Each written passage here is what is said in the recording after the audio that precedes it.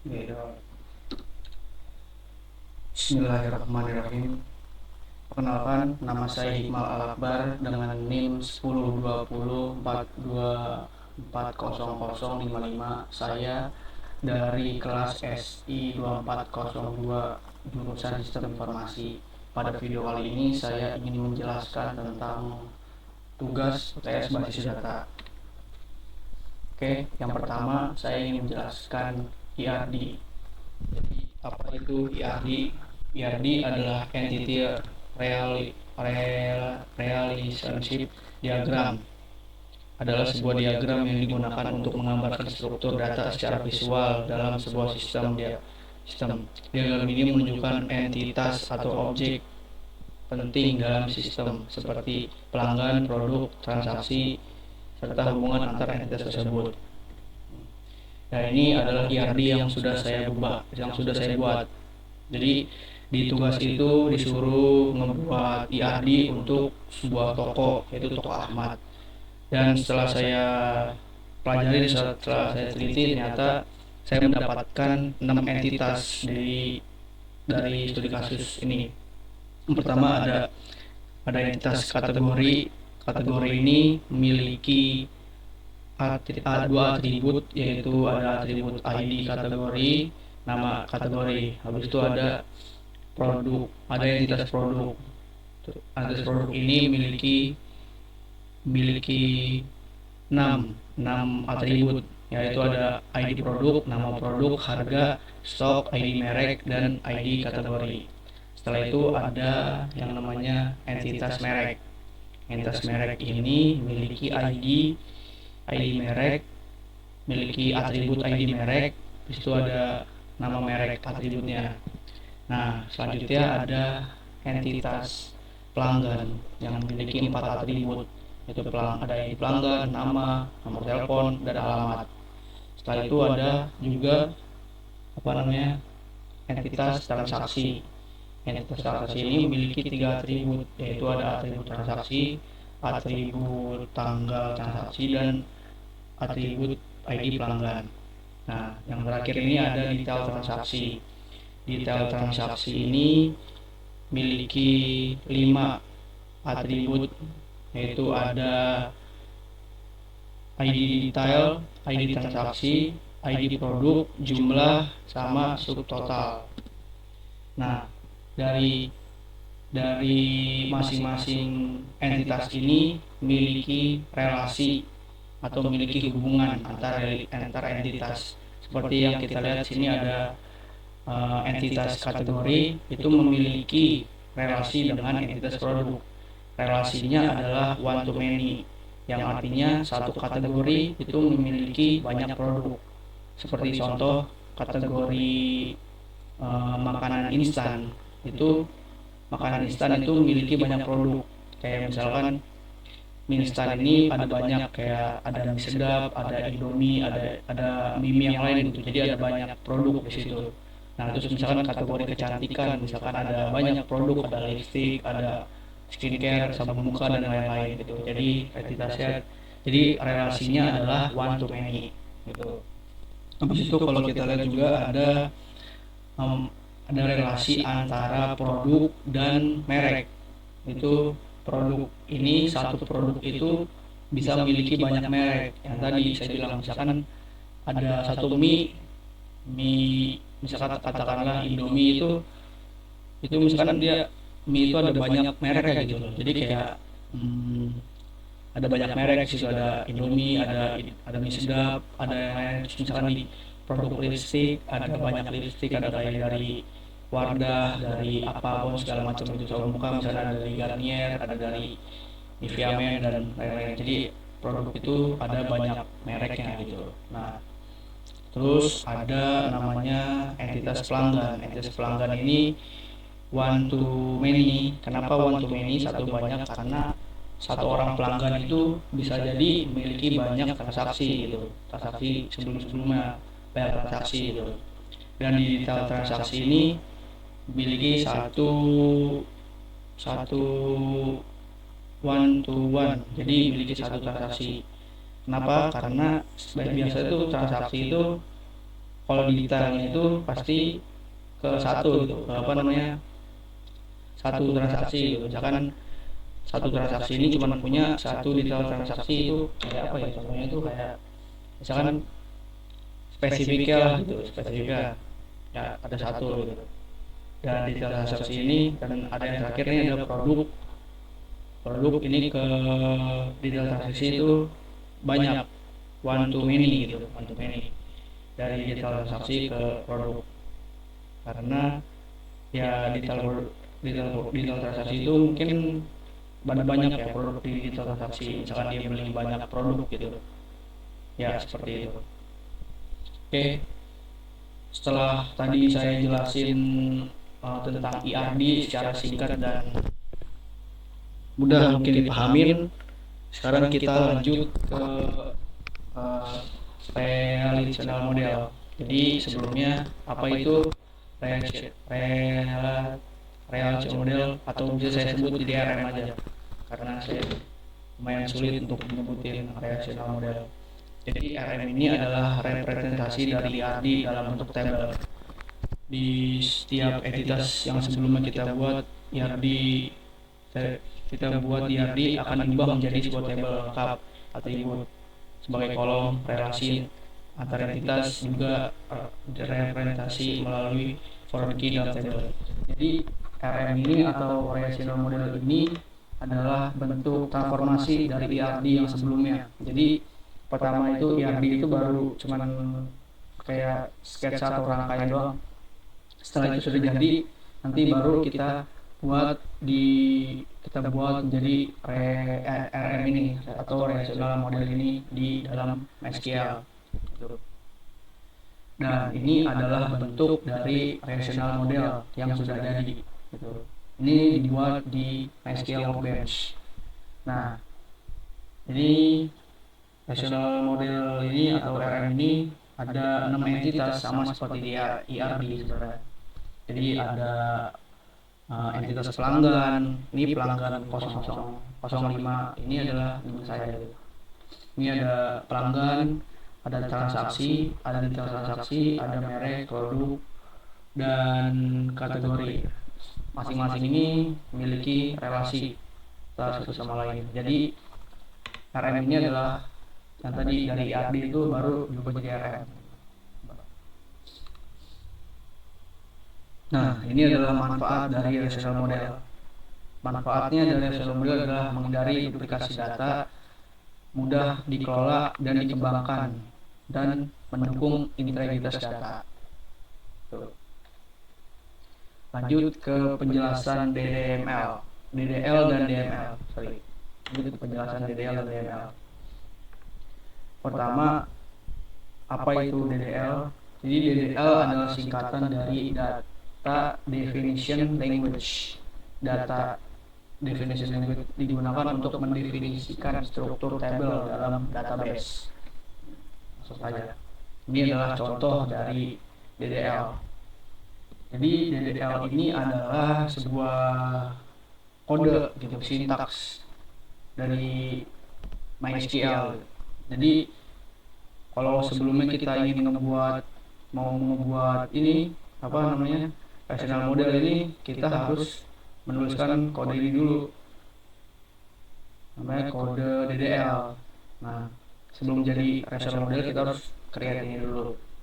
Nah, bagaimana cara membuat table-table seperti tadi? Nah, pertama kita masuk ke MySQL, terus kita buat database terlebih dahulu, karena dalam database itu kita akan menyimpan table-table.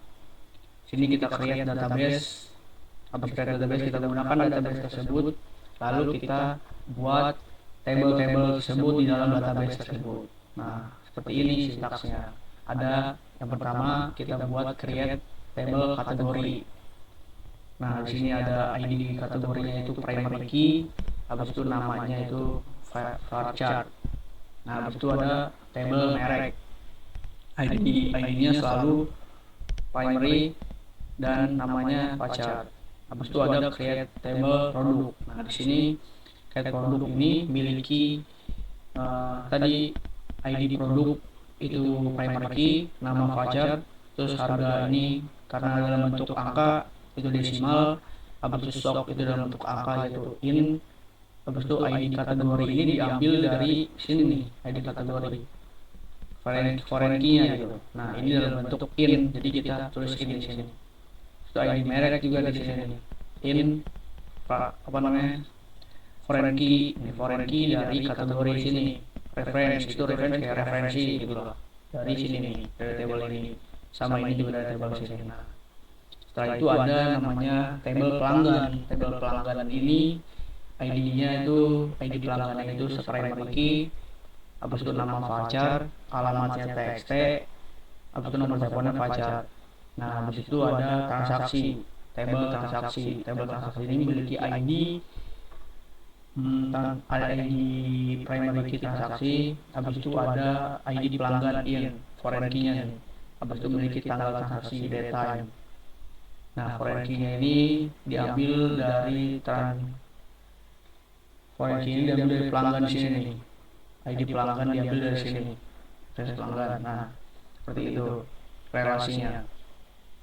Nah, itu lanjut ke detail table ke-6, table terakhir itu ada detail transaksi.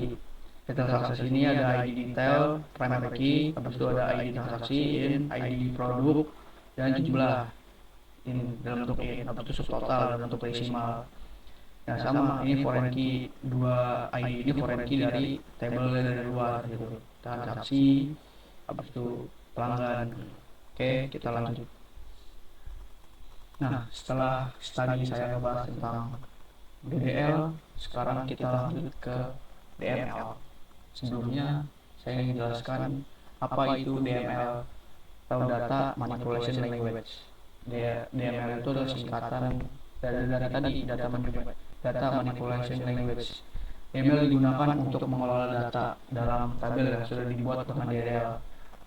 Dalam tugas ini saya menggunakan perintah insert untuk menambahkan 5 data ke masing-masing tabel seperti kategori produk, pelanggan, dan transaksi. Kemudian saya menggunakan select untuk menampilkan laporan transaksi lengkap yang berisi informasi seperti nama produk, nama pelanggan, produk, jumlah total harga, kategori, dan mereknya. Oke. Ini adalah contoh dari DML. Nah, bisa dilihat ini adalah contoh dari DML. Jadi kalau tadi DDL itu adalah membentuk tabelnya, dan DML ini membentuk isinya, isi dari tabel tersebut. Nah, tadi saya sudah membuat tabel kategori. Nah, kategori ini pengen saya isi dengan banyak, ada 5 sini isian. Jadi ada makanan instan, minuman, buah sayur, kebutuhan rumah tangga, dan kecantikan. Nah, ini isian dari tabel kategori menggunakan insert into. Nah, habis itu ada insert merek, saya ingin masukkan ke tabel merek. Itu ada mereknya dari Indofood, Nextlight, ABC, P&G, dan Unilever. Nah, habis itu ada insert into produk. Sini ada, ini saya masukkan ke tabel produk. Ini ada apa namanya, mie goreng, teh botol, sabun mandi, sampo, dan apel biji. Nah, habis itu ada insert untuk pelanggan, tabel pelanggan. Nah, di sini ada Ahmad, Rio, Tirta, Dewi, Hikmal. Nah, seperti itu. Nah, habis itu ada untuk transaksinya. Di sini ada detail transaksinya. Dan di sini terus ada detail. Ini tadi ada transaksinya. Di sini dari sini ada detail transaksinya, itu secara terperinci. Oke. Lanjut. Nah, setelah saya membuat DML tadi, terus saya ingin menampilkan apa namanya, DML itu isi dari tabel-tabel itu, saya menggunakan select. Di sini saya tuliskan kode ini select transaksi from, nah ini, dan nanti akan outputnya akan jadi seperti ini. Nah, di sini ada ID transaksi seperti yang dituliskan tadi, Ahmad. Ini nah, seperti itu. Nah, kesimpulannya dari DDL dan DML adalah DDL ini sangat penting untuk membangun database. DDL dan DML ini sangat penting untuk membangun sebuah sistem database yang ingin dikembangkan dan ingin mudah untuk di tracking gitu. Jadi lebih mudah untuk dikembangkan kalau menggunakan menggunakan DDL dan YAML ini. Kesimpulannya seperti itu. Dan yang selanjutnya ada normalisasi. Jadi apa itu normalisasi? Normalisasi adalah proses terpenting dalam perancangan basis data untuk menghindari data yang nubel atau tidak rapi. Dengan normalisasi, data menjadi lebih efisien, konsisten, dan mudah diatur. Proses ini dilakukan bertahap mulai dari bentuk pertama yaitu first normal form, dilanjut ke bentuk kedua yaitu second normal form dan third normal form. Oke, pertama masuk ke first normal form. First normal form itu memiliki ciri-ciri setiap kolom hanya menyimpan satu atomik, tidak boleh ada data yang berulang, terus setiap baris harus unik. Seperti itu. Inilah contoh dari 1NF atau first normal form. Jadi di sini ada table abnormal, yang table yang masih belum jadi first normal, belum jadi normal lah gitu. Jadi ada table yang enggak normal di sini. Tabelnya masih ada apa namanya, nama produk yang double gitu, ada yang berulang. Nah, setelah dibuat ke first normal form jadi seperti ini. Oke, selanjutnya ada second normal form atau 2NF. Second normal form atau 2NF adalah tahap normalisasi yang memastikan bahwa semua kolom yang bukan kunci benar-benar bergantung pada keseluruhan kunci utama. Misalnya, di tabel transaksi, kunci utamanya gabungan antara ID transaksi dan ID produk. Dan jadi semua atribut lain seperti jumlah dan subtotal harus bergantung pada dua kunci itu, bukan hanya salah satu. Tujuannya supaya tidak ada data yang nyangkut atau bergantung secara tidak tepat. Oke, kita lanjut ke 3NF. 3NF itu memiliki ciri sudah pasti memenuhi syarat 2NF. Semua kolom non kunci harus bergantung pada kunci primer dan tidak boleh ada kolom non kunci yang bergantung pada non kunci lainnya. Gitu. Oke, selanjutnya ada kesimpulan dari normalisasi. Normalisasi adalah proses penting dalam perancangan basis data yang bertujuan untuk mengorganisasi data agar lebih efisien, konsisten, dan bebas duplikasi. Dengan menerapkan tahapan normalisasi mulai dari first normal form, second normal form hingga third normal form, struktur table jadi lebih rapih dan mudah dipelihara. Dan juga normalisasi membantu mengurangi redundansi data, mencegah anomali saat melakukan operasi data insert, serta mempermudah dalam mengelola basis data jangka panjang. Sekian penjelasan video tes basis data dari saya, Hikmal Al-Akbar. Apabila ada salah, saya mohon maaf. Wabillahi taufiq wal hidayah. Wassalamualaikum warahmatullahi wabarakatuh.